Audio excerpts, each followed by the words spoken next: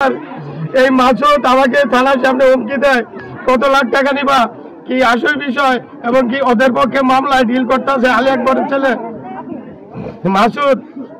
আমি তার সুস্থ বিচারটা চাই। কেন মাসুদ এইভাবে ডিল করবে? নিশ্চয় মাসুদ এর সাথে জড়িত ছিল।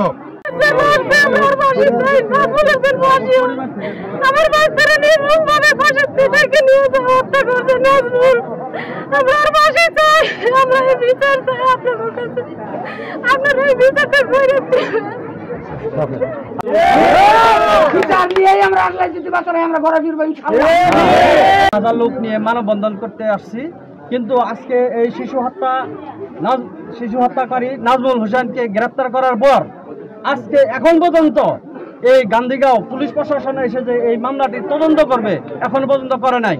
প্রশাসন এমন ভাবে কাজ করতেছে যেন মামলাটা যেন কঠিন না হয়ে সহজ হয়, কিন্তু আমরা এলাকাবাসী চাই এই মামলাটা যেন কঠিন হয়, আইন প্রক্রিয়া যেন দ্রুত গতিতে ভাবে চালু হয় এবং নাজমুল সহ আরো যারা জড়িত আছে তাদেরকে দ্রুত বিচার এবং নাজমুলের ফাঁসি চাই। মার্চে মারার পরে যে লাশটাকে গুম করে দেওয়া ছিল 72 ঘন্টা। এই 72 ঘন্টার পরে আমরা নদীর পাড়ে যে লাশটা পরিত্যক্ত অবস্থায় পাই। পাওয়ার পরে আমরা প্রশাসনকে জানানোর পর প্রশাসন এসে তাদেরকে লাশগুলো হস্তান্তর করা হয়।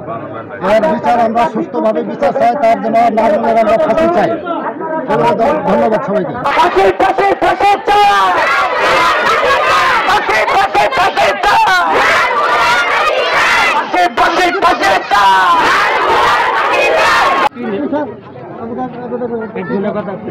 কেডা বলবো, কেডা কব